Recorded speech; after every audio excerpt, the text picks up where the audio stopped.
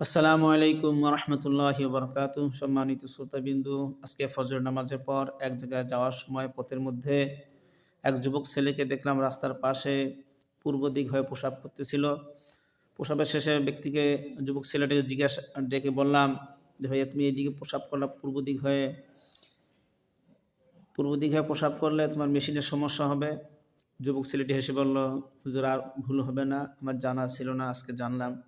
সম্মানিত শ্রোতাবিন্দু, মুসলমানদের প্রত্যেকটি কাজই হচ্ছে ইবাদত। যদি আপনি ইসলাম অনুযায়ী করেন, ইসলাম অনুযায়ী পোশাক পায়খানা, জোরো সারা, বাথরুম করা, এটা একটি ইসলামের বিধান আছে। বিধান অনুযায়ী করবেন, আপনি নেকি পাবেন, নেক আমল হবে।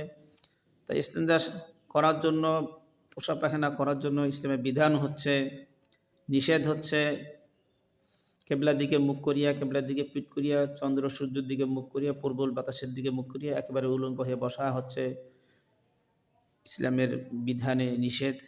কেউ যদি ইসলাম মেনে চলে তাহলে সে উপকৃত হবে, শান্তি পাবে।